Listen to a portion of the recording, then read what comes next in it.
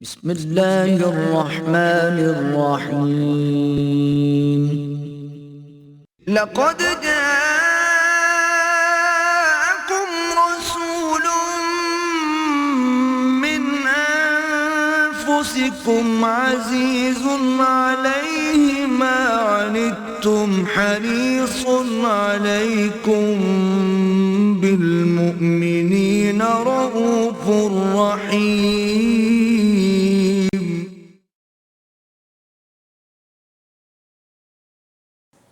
نحمده ونصلي على رسوله الكريم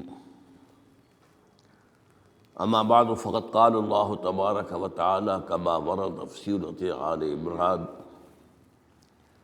اعوذ بالله من الشيطان الرجيم بسم الله الرحمن الرحيم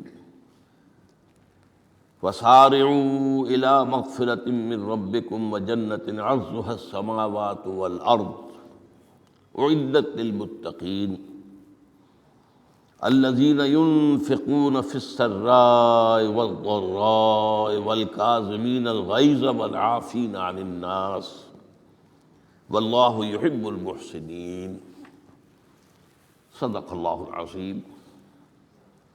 وعن ابي هريرة رضي الله تعالى عنه ان رجلا قال للنبي صلى الله عليه وسلم اوصني قال لا تغضب فردد مرارا قال لا تغضب رواہ الامام البخاری رحمہ اللہ. رب اشرح لي صدری ویسر لي امری واحلل عقدۃ من لسانی یفقہوا قولی. اللہم ربنا الہمنا رشدنا واعذنا من شرور انفسنا.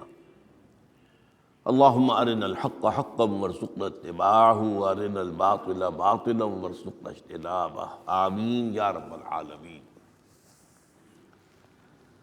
آج اربعین نووی کی جو حدیث ہم پڑھ رہے ہیں اس میں غصے کی ممانعت ہے شدت کے ساتھ، تکرار کے ساتھ. اس کے لیے تمہیداً میں نے سورہ آل عمران کی دو آیات آپ کو سنائی ہیں. وہاں ارشاد ہوتا ہے وَسَارِعُوا إِلَىٰ مَغْفِرَةٍ مِّن رَبِّكُمْ، اے مسلمانوں دوڑ لگا دو اور آگے سے آگے نکلنے کی کوشش کرو. مسارعت کے معنی ہوں گے تیز دوڑنے میں ایک دوسرے کے ساتھ مقابلہ کرتے ہوئے آگے نکلنے کی کوشش. سارعوا الی مغفرۃ من ربکم، اپنے رب کی مغفرت کی طرف دوڑو اور دوڑ میں مقابلہ کرو، ایک دوسرے سے آگے نکلنے کی کوشش کرو. وجنت، اور اس جنت کی طرف دوڑ لگاؤ عرضها السماوات والارض، جس کا پھیلاؤ آسمانوں اور زمین جتنا ہے.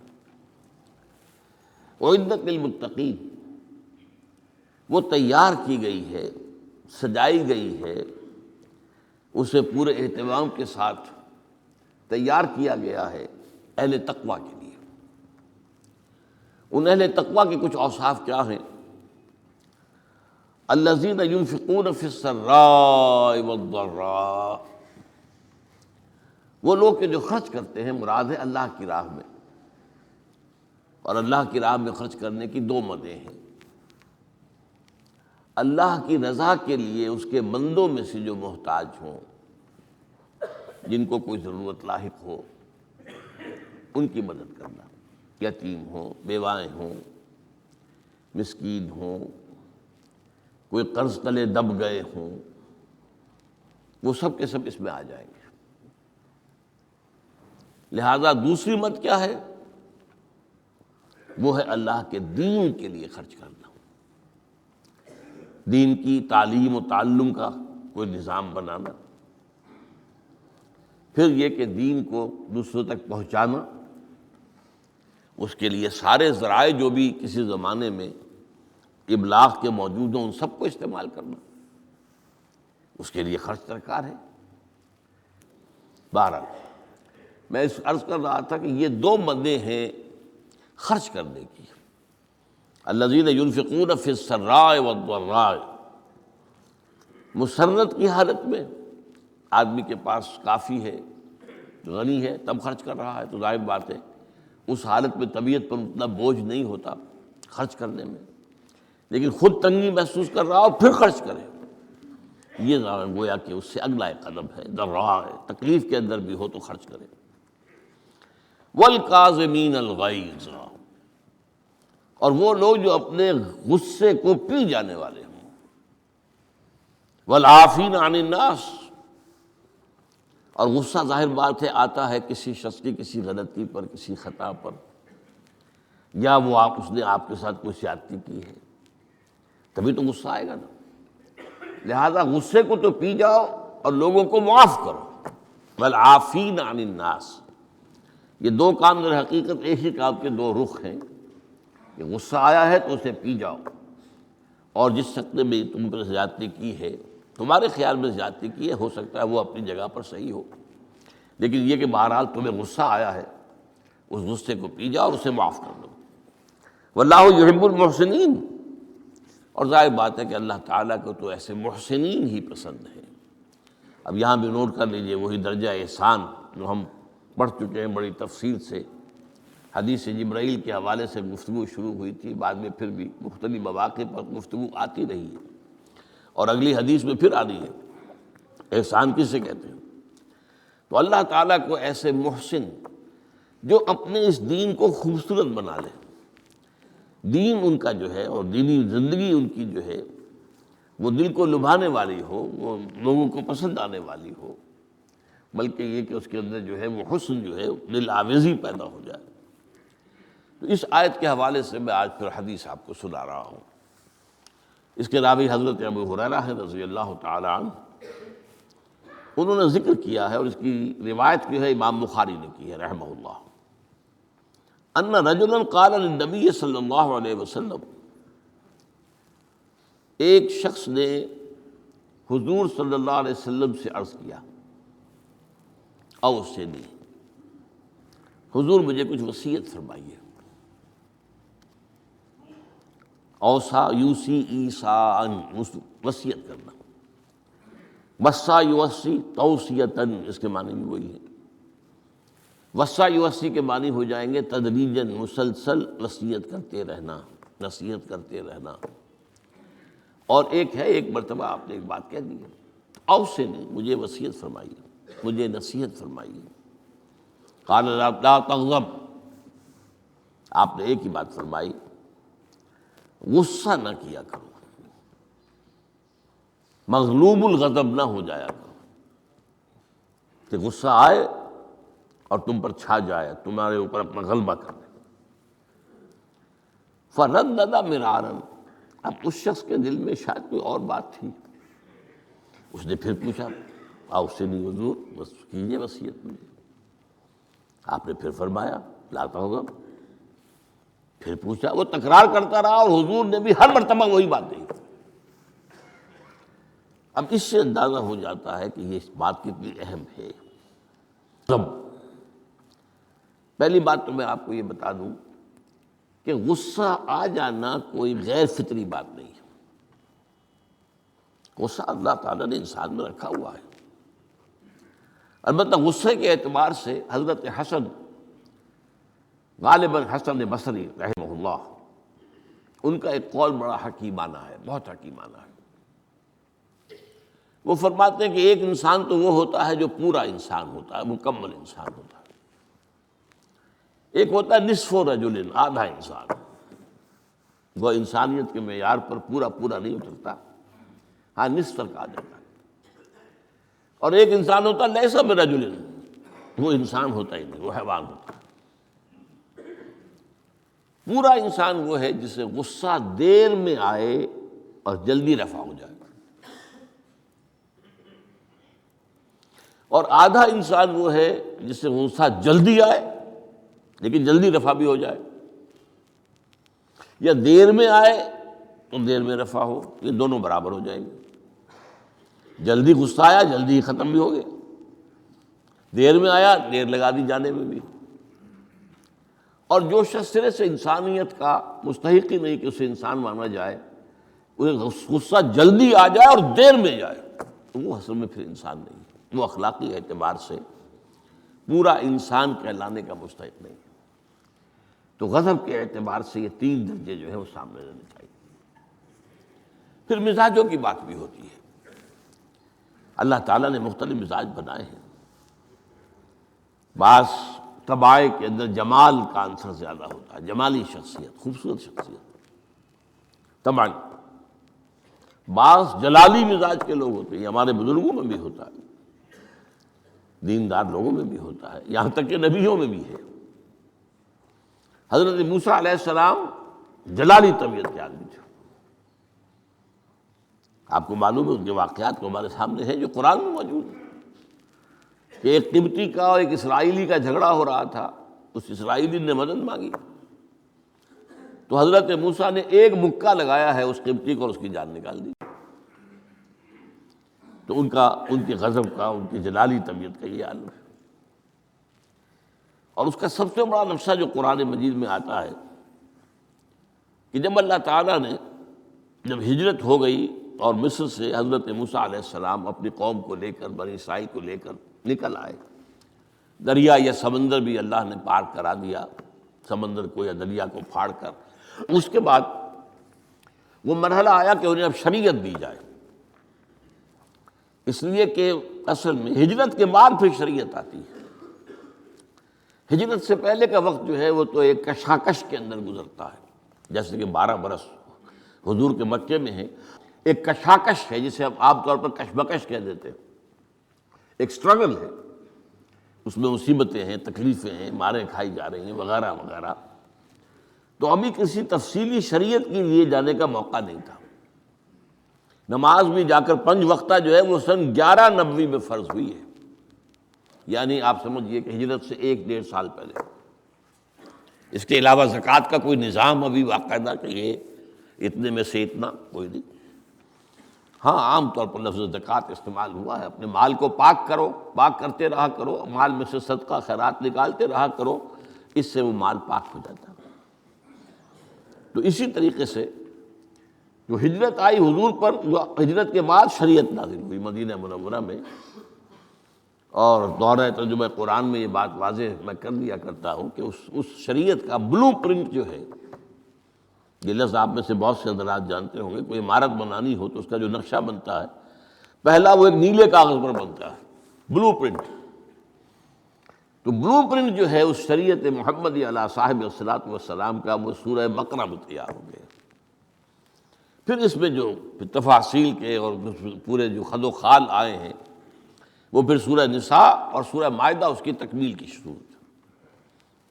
بہرحال جب حضرت موسیٰ کو اب اللہ تعالیٰ نے طلب کیا 40 دن کے لیے کوہ طور پر، اس کو ہم چلہ بھی کہہ سکتے ہیں، 40 روز کی اللہ تعالیٰ نے ان سے ریاضت کروائی، مشقت، روزہ اور یہ کہ عبادت اور ذکر الہی۔ اس کے بعد انہیں اللہ نے تورات عطا فرما دی۔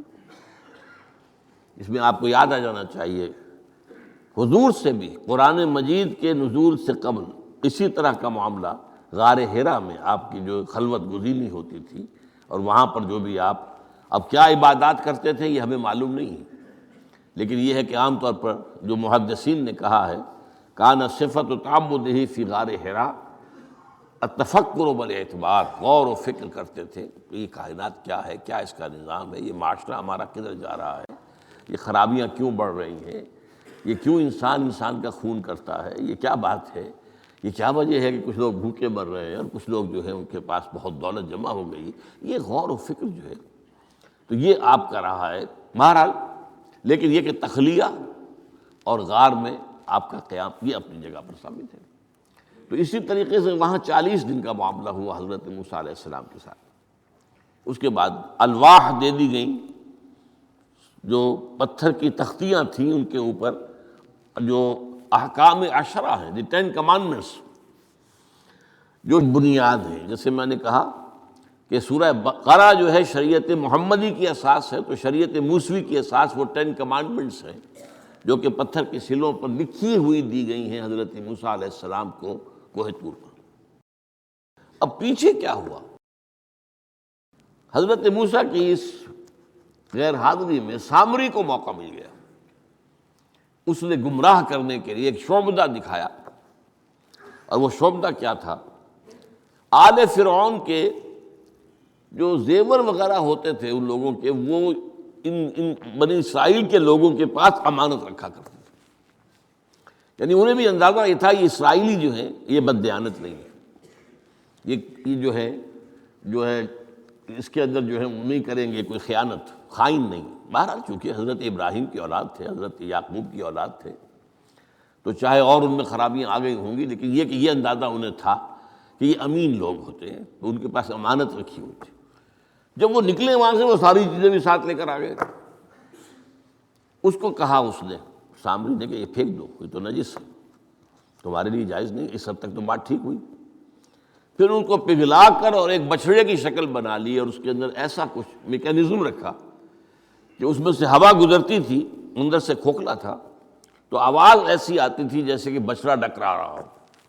انہوں نے کہا یہ ہے تمہارا خدا۔ یہ موسیٰ کو تو مغالطہ لگا ہے، کس غلطی فہمی کے اندر وہ پڑ گئے ہیں، کہاں گئے ہیں، کس خدا کے پاس گئے ہیں، یہ خدا تو یہ ہے تمہارا خدا، اسے پوجو۔ بہرحال وہاں کچھ لوگ جو ہے کافی بڑی تعداد میں لوگوں نے پرستی شروع کر دی۔ اب جب اللہ نے بتایا اے موسیٰ تمہاری قوم پیچھے فتنے میں پڑ چکی ہے، اور اس کی بھی ایک عجیب بات ہے، اس بتائی دوں آپ کو کہ حضرت موسیٰ کے لیے جو اللہ نے وقت معین کیا تھا کوہ طور پر آنے کا، آپ اس وقت مقرر سے پہلے پہنچ گئے۔ شوق،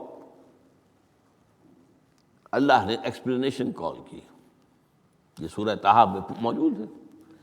ما اعجلک عن قومک یا موسیٰ، موسیٰ یہ تم اپنی قوم کو چھوڑ کر جلدی کیوں آ گئے؟ ابھی تو وہ وقت معین نہیں آیا، کیوں آ گئے؟ اب حضرت موسیٰ تعجب سے کہتے ہیں کہ مجھے تو شاباش ملنی چاہیے تھی کہ تو میرا شوق دیکھ، میرا اشتیاق دیکھ، اور الٹی جو ہے ایکسپلینیشن کال کرنی پڑ رہی ہے۔ قال عجلت الیک ربی لترضیٰ، پروردگار میں تو جلدی کر کے آیا اس لیے تو راضی ہو جائے کہ تیرے طلب کرنے پر میں وقت معین سے بھی پہلے پہنچ گیا ہوں۔ فرمایا نہیں، یہ اجرت جو ہے یہ ایسی خطا ہے تمہاری کہ تم نے در حقیقت جو یہ غلطی کی ہے اس کی وجہ سے سامری کو موقع مل گیا ہے کہ اس نے تمہاری قوم کو اضلهم السامری، سامری نے گمراہ کر دیا۔ یہ خبر پا کر اب حضرت موسیٰ علیہ السلام جب آئے ہیں واپس اپنی قوم، اس کے لیے جو الفاظ آئے ہیں یہ سورہ اعراف کے اندر ہے۔ فلما رجع موسیٰ الی قومہ غضبان اسفا، یہ غضبان، یہ غضب کی ایک انتہائی شکل ہے۔ اس وزن پر عربی زبان میں جو الفاظ آتے ہیں وہ کسی شے کی شدت کو ظاہر کرتے ہیں۔ انا جوعان، میں بھوک سے مرا جا رہا ہوں۔ انا عطشان، میں پیاس سے مرا جا رہا ہوں۔ اسی طرح رحمان، جس میں رحم جو ہے وہ ٹھاٹھے مارتے سمندر کے مانند ہے۔ تو اس وزن پر جو الفاظ آتے ہیں اسی وجہ سے غضبان، تو میں کہہ رہا تھا یہ ہے جلالی طبیعت حضرت موسیٰ علیہ السلام کی، کہ انہیں جب یہ اندازہ ہوا کہ میری قوم کے کچھ لوگ جو ہیں وہ اس طریقے سے گمراہ ہو گئے، مشرک ہو گئے، وہ شرک بھی جلی شرک، خفی شرک نہیں، باقاعدہ ایک پرستش جو ہے ہو رہی ہے ایک بچڑے کی، اسے خدا مانا جا رہا ہے۔ اسفا، بہت ہی متاسف۔ اب یہ دو الفاظ آ گئے، غضبان اسفا، ایک جانب غضبناک اور دوسری طرف انتہائی افسوس اور رنج کی کیفیت۔ چنانچہ وہاں آ کر جو الفاظ قرآن مجید میں آئے ہیں اسی جلالی طبیعت کا مظہر، وَأَلْقَى الْأَلْوَاحَ، وہ جو لے کر آئے تھے تختیاں وہ تو آپ نے ڈال دی۔ وَأَخَذَ بِرَأْسِ أَخِيهِ يَجُرُّهُ إِلَيْهِ، اپنے بھائی حضرت ہارون کا سر پکڑ کر، بلکہ داڑھی کے بال پکڑ کر اور پیشانی کے بال پکڑ کر گھسیٹا، یہ تم نے کیا کیا؟ میں تمہیں خلیفہ بنا کر گیا تھا یہاں، تمہارے ہوتے ہوئے اور یہ کام ہو گیا، تم کیوں نہ میرے پیچھے آ گئے مجھے بتانے کے لیے؟ بہرحال چونکہ خلیفہ بنا کر گئے تھے، انہیں رہنا تو وہاں تھا، لیکن انہوں نے کہا کہ مجھے اندیشہ یہ ہوا کہ آپ یہ کہیں گے کہ تم نے بنی اسرائیل میں تفرقہ پیدا کر دیا، اس لیے میں نے برداشت کیا، کیا کر روکتا رہا میں، لیکن یہ کہ میں نے ان کے درمیان جو ہے کوئی بہت بڑا قدم نہیں اٹھایا، لیکن بہرحال اس کے بعد جو قدم اٹھایا گیا وہاں پر وہ فیصلہ کیا گیا کہ 12 قبیلوں میں سے ہر قبیلے کے جتنے لوگوں نے یہ شرک کیا ہے اسی قبیلے کے لوگ جو توحید پر قائم رہے ہیں وہ اپنے بھائیوں کو قتل کریں اور ذبح کریں۔ تو تورات کی روایت کے مطابق 70,000 یہودی قتل ہوا، اور یہیں سے قتل مرتد کی سزا اسلام میں یہ قتل ہے۔ یہ سب بات لوگ کہتے ہیں جو منکرین حدیث ہیں آج کل اور روشن خیال ہیں، اور جو اپنی روشن خیالی کا جو سند لینا چاہتے ہیں مغرب سے، تو مغرب کا تصور تو یہ ہے کہ یہ انسانی حقوق میں سے ہے۔ ایک مسلمان ہے، اسے اگر عیسائیت پسند آ گئی عیسائی ہو جائے، اس کا حق ہے، وہ کوئی مجرم تو نہیں۔ یہ تمہاری شریعت میں یہ کہ قتل کر دیا جائے، یہ تو جو حقیقت جو بنیادی حقوق ہے انسان کے اس کے خلاف ہے۔ اسی طریقے سے ایک مرد اور ایک عورت رضامندی سے زنا کرتے ہیں، آپ کو کیا اعتراض ہے؟ یہ ان کا حق ہے۔ ہاں، مائنر نہ ہو، چھوٹے نہ ہو، نابالغ سے زنا نہ کیا گیا ہو، جبر نہ کیا جائے۔ جبر کریں گے تو مجرم ہو جائیں گے، لیکن اگر رضا کے ساتھ باہمی رضامندی سے وہ کرتے ہیں زنا تو کوئی جرم نہیں ہے، ان کی مرضی ہے۔ تو یہ سارا تصور جو ہے حقوق انسانی کا، جس طرح کا ایک مبالغہ آمیز تصور دنیا میں ہو گیا ہے، اس کی روح سے ہمارے ہاں بھی جو لوگ ہیں جو انہی کو ماڈل بنا رہے ہیں اب، تو وہ کہتے ہیں کہ جناب قرآن میں کہاں ہے مرتد کی سزا، اس طرح قرآن میں کہاں رجم کی سزا۔ تو یہ جان لیجئے کہ یہ دونوں سزائیں حضور نے اپنی سنت کے ذریعے سے نافذ کی ہیں، لیکن اخذ کی ہیں تورات سے۔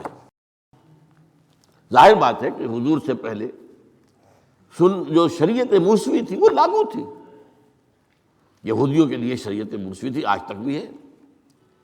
عیسائیوں کے لیے بھی حضرت مسیح یہی کہہ کر گئے تھے کہ یہ نہ سمجھنا کہ شریعت موسوی کو ختم کرنے آیا ہوں میں۔ Law of Moses, don't think I have come to destroy law. This law of Moses will be applicable to you. وہ تو سینٹ پال نے ختم کیا ہے، اور آج کی عیسائیت جو ہے یہ عجیب مذہب ہے جس میں کوئی قانون ہے ہی نہیں۔ لیکن یہ کہ اسلام میں بہرحال انسانی حقوق کے بھی حدود ہیں، ان حدود کے اندر انسانی حقوق ہوں گے۔ ہاں، اگر آپ مسلمان ہیں اور آپ کو کوئی اور پسند آ گیا، آپ مسلمان ملک کو چھوڑ دیجیے، دارالاسلام کو چھوڑ دیجیے، بات چلے جائے گی۔ لیکن یہ ہے کہ دارالاسلام میں رہتے ہوئے آپ کو اختیار نہیں ہے۔ اس کی وجہ ہے کیونکہ اسلامی ریاست کی بنیاد ایک نظریے پر ہے، وہ نسل پر نہیں ہے، وہ رنگ پر نہیں ہے، وہ زبان پر نہیں ہے، نظریے پر۔ نظریے کو کمزور کر دینے والی شے یہ ہے کہ لوگ سازش کر کے ایک وقت میں ایمان لائیں اور پھر مرتد ہو جائیں تاکہ اسلام کی ہوا اکھڑ جائے۔ اور اس کا معاملہ سورہ آل عمران ہی کے اندر موجود ہے کہ وَقَالَ طَائِفَةٌ مِّنْ أَهْلِ الْكِتَابِ آمنوا بالذی انزل علی الذین آمنوا وجہ النہار واکفروا آخرہ لعلہم یرجعون۔ دیکھو بھائی، یہ جو بڑی دھاک بیٹھ گئی ہے اسلام کی اور ایمان کی، جو شخص ایمان لے آتا ہے چاہے اسے انگاروں پر ڈال دیا جائے وہ ایمان کو نہیں چھوڑتا۔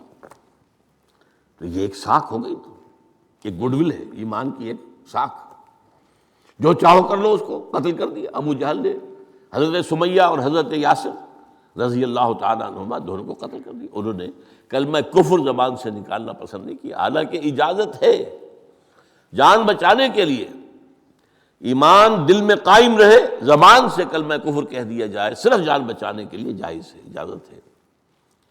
چنانچہ حضرت سمیہ اور حضرت یاسر کے بیٹے عمار نے جان بچانے کے لیے کلمہ کفر کہا، اور پھر ان پر شدید پشیمانی طاری ہوئی، لیکن حضور نے انہیں اطمینان دلایا کہ نہیں، اس کی بھی اجازت ہے۔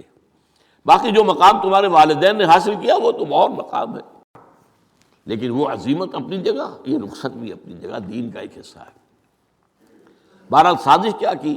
آمنوا بالذی انزل علی الذین آمنوا وجہ النہار، ایسے کرو کہ صبح کے وقت تو ایمان لے آؤ، اے لوگو، اے مسلمانوں، جو کتاب تم پر نازل ہوئی ہم بھی ایمان لاتے ہیں، ہم بھی مومن ہو گئے۔ دن بھر رہو، اب اس میں یہ اضافے میرے ہیں، ذرا حضور کے قریب رہو، صحبت قریب سے، تاکہ لوگ دیکھ لیں یہ دن بھر حضور کی صحبت میں رہے ہیں، قریب رہے ہیں، شام کو کافر ہو جاؤ، مرتد ہو جاؤ، یہ دیکھ لیا ہم نے، یہ تو دور کے ڈھول سہانے ہیں، ہم نے اندر جا کر دیکھ لیا، کوئی بات ہے ہی نہیں، کوئی خاص بات نہیں۔ اس سے کیا ہوگا؟ لعلہم یرجعون، کچھ نہ کچھ لوگ ضرور جو ہیں وہ متزلزل ہو جائیں گے۔ آخر سب لوگ تو برابر کے نہیں ہوتے، نہ ہر زن نست و نہ ہر مرد مرد، کمزور ایمان والے لوگ بھی تو تھے نا آخر، اور ان سے بھی نیچے منافقین بھی موجود تھے، لیکن کمزور ایمان والوں کے دل کے اندر بھی خدشہ پیدا ہوا ہوگا، وسوسہ اندازی کا شیطان کو موقع مل گیا کہ بھائی کوئی بات دیکھی ہوگی نا، انہوں نے بڑے بھلے لوگ تھے، بڑے اچھے لوگ تھے، بڑی نیک نیتی سے ایمان لائے تھے، اور حضور کی صحبت میں اور محفل کے اندر بڑے مؤدب ہو کر بیٹھے رہے تھے، بڑی توجہ سے انہوں نے حضور کا کلام سنا تھا، تو آخر کوئی بات تو ہوگی نا جو دیکھی ہے انہوں نے، تبھی تو وہ جو ہے وہ اسلام کو چھوڑ کر چلے گئے۔ اس فتنے کا سد باب کرنے کے لیے قانون بنا ہے، جو اسلام لائے دیکھ بھال کر لائے، اس لیے کہ ظاہر بات ہے کہ یہ تو اب ایک وادی، اس کے اندر قدم رکھنا ہے جس میں مشکلات بھی آئیں گی، تکالیف بھی آئیں گی، لیکن یہ کہ بہرحال اس سے رجوع کرنے کا پھر حق نہیں ہوگا۔ اسلام اگر چھوڑو گے تو قتل کیے جاؤ گے۔ یہ کنڈم کرنا اس کو شریعت اسلامی کے خلاف بغاوت ہے، قرآن میں نہیں ہے، لیکن از روئے قرآن تورات پر بھی لفظ قرآن کا اطلاق ہوتا ہے۔ چنانچہ مکے کے کفار اور مشرکین کا ایک قول نقل ہوا ہے، قالوا لن نؤمن بهذا القرآن والذی بین یدیہ، انہوں نے کہا نہ تو ہم اس قرآن پر ایمان لائیں گے جو محمد پیش کر رہے ہیں، اور نہ اس قرآن پر جو ان سے پہلے ہے۔ تو تورات کو بھی ایک معنی میں قرآن کا لفظ جو ہے اس کا اطلاق ہوتا ہے۔ تو حضور صلی اللہ علیہ وسلم نے یہ دو سزائیں جو ہیں، قتل مرتد اور رجم کی سزا بھی ظاہر بات ہے قرآن میں نہیں ہے، ہم مانتے ہیں قرآن میں نہیں ہے، لیکن شریعت جو ہے وہ صرف قرآن پر مبنی نہیں ہے۔ بس یہ بات ایک اصول موٹی، شریعت کی دو بنیادیں مستحکم ہیں، مستقل بالذات ہیں، انڈیپینڈنٹ آف ایچ ادر، کتاب اللہ و سنت رسولہ صلی اللہ علیہ وسلم، اللہ کی کتاب اور اللہ کے رسول کی سنت، صرف قرآن نہیں ہے۔ یہ اہل قرآن جو بھی کہلاتے ہوں، جن کو منکرین حدیث کہنا چاہیے، جو یہ قرآن مجید کو ہی سمجھتے ہیں کہ بس یہی بہت کافی ہے، اس کی پھر تعبیریں جو کرتے ہیں، ان میں سے دو آدمی بھی نماز پر متفق نہیں، نماز کتنی ہوں گی، نماز ہے بھی کہ نہیں، صلاۃ کے معنی نماز ہے بھی کہ نہیں متفق نہیں، کیسے ہوں گے؟ تو سنت رسول سے معین ہوا ہے، صلو کما رأیتمونی اصلی، نماز پڑھو جیسے مجھے دیکھتے ہو میں نماز پڑھتا ہوں، سارا معاملہ تو اس سے ہے۔ تو بہرحال اس اعتبار سے یہ جو میں نے آپ کو حضرت موسیٰ علیہ السلام کا معاملہ بتایا، تو اس میں میں ایک بات قائم کرنا چاہتا ہوں آپ کے ذہن میں کہ غضب کب آتا ہے انسان کو، غصہ کب آتا ہے؟ کسی نہ کسی حمیت پر زد پڑتی ہے تو غصہ آتا ہے، یا تو حمیت ذات ہے، آپ نے محسوس کیا میری ذات کے اوپر جو ہے حملہ کیا گیا ہے، میری شہرت پر، میری عزت پر، لہذا غصہ ہے، یا یہ کہ میرے خاندان پر کوئی حرف لایا گیا ہے، بے حرمتی کی گئی ہے، یا میری قوم اور وطن پر، اور یا اللہ کے دین پر، تو اس میں حمیت دینی پر غصہ آنا یہ ظاہر بات ہے کہ مستثنیٰ ہو جائے گا ان غصوں سے جو حمیت ذاتی پر آیا ہے، یا حمیت عائلی پر آیا ہے، یا حمیت قومی و وطنی پر آیا ہے، لیکن یہ کہ اللہ کے دین کے معاملے میں غضبناک ہو جانا، اس میں ظاہر بات ہے کہ فرق پڑ جائے گا بنیادی طور پر۔ تو حضرت موسیٰ کا غصہ جو آیا ہے وہ اس پر آیا ہے کہ میری قوم، یہ وہ لوگ جنہوں نے 9 جو ہے معجزے وہ تو مصر کے اندر رہتے ہوئے دیکھے، وَلَقَدْ آتَيْنَا مُوسَىٰ 9 آیات بینات، سورہ بنی اسرائیل میں ہے 9 معجزے، شروع میں 2 تھے پھر آتے چلے گئے، اور پھر اتنے بڑے بڑے معجزے دیکھے، سب سے بڑا معجزہ سمندر کا پھٹ جانا، اور اسی صحرائے سینا کے اندر اس پڑاؤ جو ڈالا ہے کوہ طور پر، اس سے پہلے من و سلویٰ کا نزول ہوا ہوگا، ایک چٹان سے 12 جو ہے چشمے بھی پھوٹے ہیں، یہ سب کچھ دیکھا، تب حال یہ ہے اس کا، تو اس پر غصے کا آنا، غضبناک ہو جانا، یہ گویا کہ بالکل معقول ہے، قرین قیاس ہے۔ اس میں بھی ایک اور مثال ہے اللہ کے رسولوں میں سے، انہیں بھی حمیت دینی پر غضبناک ہوئے اور انہیں غصہ آیا شدید، وہ حضرت یونس علیہ السلام تھے۔ وَظَنُّونَ إِذْ ذَهَبَ مُغَاضِبًا وَظَنَّ أَن لَّن نَّقْدِرَ عَلَيْهِ، نینوا ایک شہر ہوتا تھا عراق کے شمال کے اندر، وہاں یہ بھیجے گئے تھے رسول بنا کر، انہوں نے دعوت دی، جو بھی تلقین، نصیحت، تبلیغ، حق ادا کر دیا، قوم ایمان نہیں لائی، کفر پر اڑی رہی۔ اس کے بعد یہ غضبناک ہو کر، اب یہ غضب جو ہے یہ دین کا غضب ہے، اپنی قوم کو چھوڑ کر چل دیے، لیکن یہاں ایک خطا ہو گئی ان سے۔ حضرت موسیٰ سے خطا کیا ہوئی تھی کہ وقت معین سے پہلے پہنچ گئے، فَإِنَّا قَدْ فَتَنَّا قَوْمَكَ مِن بَعْدِكَ، اس کی سزا مل گئی۔ یہاں غلطی کیا ہوئی کہ رسول جو قوم کی طرف بھیج دیا جائے، جس قوم کی طرف یا جس شہر کی طرف یا جس علاقے کی طرف، جب تک ایکسپریس پرمیشن اللہ کی نہ آ جائے، رسول جگہ چھوڑ کر نہیں جا سکتا۔ یہاں یہ ہے کہ وہ اتنے غضبناک ہو گئے کہ یہ بات جو ہے یہ ذہن کے سامنے نہ رہی، اور آپ اپنی قوم سے ناراض ہو کر، یہ بدبخت قوم جو ہے اب یہ تو ہلاک ہو کر ہی رہے گی، تو یہ چھوڑ کر چلے گئے، یہ غلطی ہوئی۔ چنانچہ آپ کو یاد بھی آ گیا ہوگا کہ جب ہجرت مدینہ کی اجازت آ گئی ہے اللہ کی طرف سے عام صحابہ کے لیے، تو آپ نے کہہ دیا چلے جاؤ مدینے جاؤ، آپ خود نہیں گئے، جب تک کہ ایکسپریس پرمیشن، واضح طور پر، معین طور پر آپ کے لیے اجازت نہیں آ گئی، اس وقت تک آپ نے مکے سے سفر نہیں کیا۔ حضرت، یہ واقعہ سیرت کا مشہور واقعہ ہے، حضرت ابوبکر صدیق رضی اللہ تعالیٰ عنہ نے 2 اونٹنیاں تیار کی تھی کہ لمبا سفر ہے اور تیز جانا ہوگا، ہم جب جائیں گے تو ظاہر بات ہے پیچھا کیا جائے گا، تعاقب ہوگا، تو اچھی فربا اونٹنیاں ہوں، تو انہیں خوب کھلا پلا کر تیار کیا تھا، اور حضور کو بتایا نہیں تھا۔ اب منتظر تھے، حضور کیا اجازت آ گئی؟ نہیں، ابھی نہیں آئی۔ پھر پوچھا اجازت آئی؟ حضور نہیں آئی۔ اب حضرت عائشہ فرماتی ہیں، اور نکاح میں آ چکی تھی حضور کے، لیکن تھی ظاہر بات ہے کہ 6 سال کی عمر میں نکاح ہو گیا تھا، 9 سال کی عمر میں وداعی ہوئی ہے بعد میں مدینے میں جا کے۔ تو ان کی روایت ہے کہ ہم نے دیکھا کہ دوپہر کے وقت حضور چلے آ رہے، تشریف لا رہے۔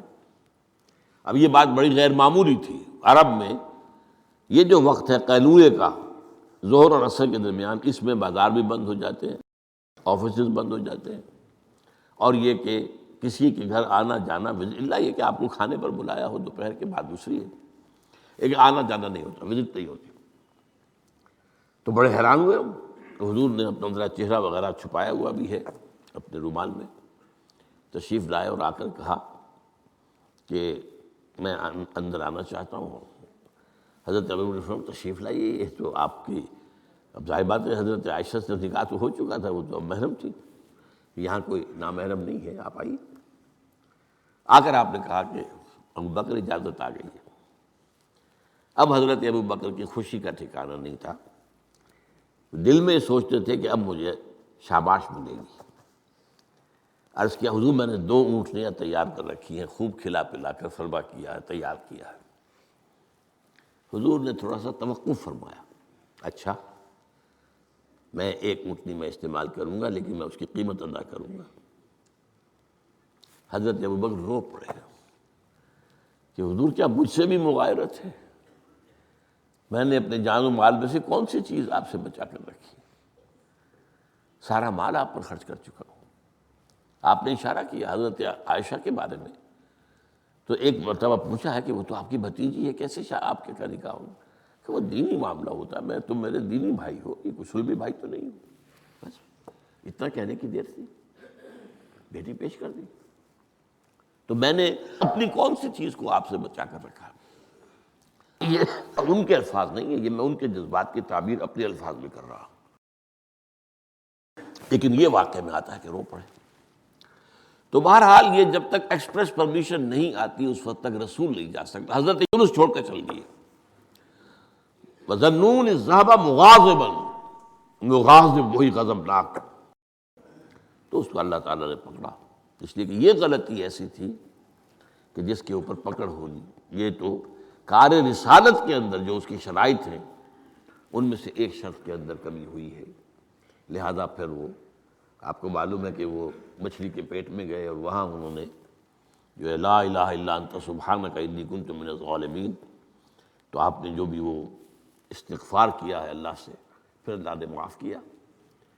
پھر اس مچھلی نے، ویل مچھلی کوئی ہوگی جو شط العرب میں معلوم ہوتا ہے، شط العرب میں اس نے نگلا ہے، اور شط العرب یہ دونوں دریا جو ہیں فرات اور دجلہ جب عراق کے جنوب میں آ کر ایک ہو جاتے ہیں تو وہ تو گویا کہ ایک بڑا سا چھوٹا سا سمندر بن جاتا ہے، اتنا بڑا وہ شط العرب کہلاتا ہے۔ اس سے ہو کر پھر گلف میں آئے، اور گلف سے ہو کر کہیں مکران کے ساحل پر آ کر اگلا ہے اللہ کے حکم سے اس مچھلی نے حضرت علیہ السلام کو۔ اس پر ایک تحقیقی مضمون میثاق میں ایک زمانے میں شائع ہوا تھا، میں اب اس وقت اس کی تفسیر میں نہیں جا سکتا، کہ اس علاقے میں حضرت یونس علیہ السلام کو اور پھر وہ اس کے ساحل پر پڑے رہے۔ تو معلوم ہوا کہ یہاں پر غضبناک ہو جانا اگرچہ تھا حمیت دینی کی وجہ سے، لیکن وہاں بھی جو بنیاد ہے دین کی اور جو اس کے جو شرائط ہیں ان میں سے کسی کو کراس کرنے کی اجازت نہیں۔ اس میں سے اگر کسی رسول سے بھی ہوا ہے تو پھر یہ کہ اللہ تعالیٰ کی طرف سے گرفت ہوئی ہے۔ اور یہاں یہ نوٹ کرا دوں میں آپ کو، ہم جو مبالغے آمیزی کیا کرتے ہیں نعتوں کے اندر، اور آج کل انتہا ہوئی ہے ٹی وی کے اوپر، بعض چینلز کے اوپر نعتوں ہی نعتیں، نعتیں ہی نعتیں، نعتیں ہی نعتیں، پھر ان کے اندر جو مبالغے ہوتے ہیں۔ حضور نے فرمایا ہے مجھے یونس ابن متہ پر بھی فضیلت مت دو۔ اب یونس ابن متہ وہ ہیں واحد رسول جن سے کچھ خطا ہوئی ہے اور جس پر سزا ہوئی ہے، باقی اور رسولوں میں سے کسی کے ساتھ ایسی بات ثابت نہیں۔ خطا ہوئی ہے حضرت موسیٰ سے بھی، ما عجلک عن قومک یا موسیٰ، لیکن خطا جو ہے اس کی کوئی سزا حضرت موسیٰ کو نہیں ملی۔ واحد رسول ہیں حضرت یونس علیہ السلام، الا قوم یونس، اور اس کا جو فائدہ پہنچا ہے، یہ جو آج کی جدید اکاؤنٹنگ ہے، debit and credit, Hare debit کے اگینسٹ کوئی انٹری برابر کی جو ہے کریڈٹ کی ہوگی، ہر کریڈٹ کے اگینسٹ ڈیبٹ کی ہوگی۔ یہ جو ڈیبٹ ہوا حضرت یونس کے خلاف، یہ کریڈٹ بن گیا قوم کے خلاف، قوم کے حق میں، کہ عذاب کے آثار شروع ہو گئے، جس کے بعد کہ کسی قوم کے لیے دروازہ بند ہو جاتا ہے توبہ کا، جیسا کسی فرد کے لیے جب موت کے آثار شروع ہو جائیں اب توبہ کا دروازہ بند ہے۔ تو جب وہ عذاب کے آثار شروع ہو گئے، وہ قوم کو یاد آ گیا کہ یہ بات وہی ہو گئی جو یونس کہا کرتا تھا علیہ الصلوۃ والسلام۔ گھروں سے نکلے آئے، پوری قوم باہر آ گئی اور چیخ چیخ کر، رو رو کر، گر گرا کر اللہ سے معافیاں مانگی، دعائیں کی، تو اللہ نے ان پر سے عذاب ٹال دیا۔ تو سورہ یونس میں اس کے بیان کیا گیا ہے کہ عذاب الہی کے جب شروع ہو جائے آثار، پھر وہ ٹل نہیں سکتا الا قوم یونس۔ یہ صرف ایک ہی مرتبہ ہوا ہے، استثناء ہے واحد، حضرت یونس علیہ السلام کی قوم۔ اب آخری نکتہ میں آپ کو بتا رہا ہوں، اس حدیث میں ایک بات بڑی اہم ہے، یہ جو آپ نے فرمایا لا تغضب لا تغضب لا تغضب لا تغضب، محسوس ایسا ہوتا ہے کہ یہ در حقیقت ہے شخصی تشخیص اور علاج۔ جو روحانی معالج ہوتے ہیں، ظاہر بات ہے کہ رسول یزکیہم، روحانی معالج سے تزکیہ کرتے ہیں۔ اسی طرح ہمارے ہاں صوفیہ جو ہیں، جنہوں نے اپنا تزکیہ کرایا ہوتا ہے کسی بزرگ سے، وہ پھر دوسروں کا تزکیہ کرتے ہیں۔ یہ ایک سلسلہ ہے جو چل رہا ہے۔ تو اس میں یہ ہے کہ اس تزکیے کے اندر پی پی کال، مطلب یہ نہیں کہ ایک ہی بات سب کو بتائی جا رہی ہے، ایسے بھی اذکار اور اوراد ہیں جو حضور نے سب کو بتائے۔ ہر نماز کے بعد بعض اذکار ہیں، اللہم اعنا علی ذکرک و شکرک و حسن عبادتک، ایک وہ ہے اللہ تعالیٰ کی حضور کی طرف سے کہ یہ پڑھا کرو، آپ پڑھا کرتے تھے، یہ سب کے لیے۔ لیکن ایک ہے پرسنل، اس لیے کہ اس روحانی معالج کا کے اندر یہ صلاحیت ہونی چاہیے کہ وہ اشخاص کے اندر جو ذاتی، اب کسی کے اندر کوئی مرض ہے، کسی میں کوئی مرض ہے، کسی کے اندر دولت کی محبت زیادہ ہے، کسی کے اندر غصہ جو ہے وہ بہت تیز ہے، کسی کے اوپر شہوت کا غلبہ بہت زیادہ ہے، تو وہ جو کال ہے وہ ہوگی پرسنل کال۔ یہ گویا کہ ایک پرسنل پرسکرپشن ہے اس شخص کے لیے کہ معلوم ہوتا ہے کہ اس کے اندر یہ غضب کا اور غصے کا معاملہ جو ہے وہ ضرورت سے زائد تھا، لہذا اسے حضور نے تکرار کے ساتھ اسی کا مشورہ دیا، اسی کی وصیت فرمائی۔ سبحانک اللہم و بحمدک لا الہ الا انت سبحانک انی کنت من الظالمین۔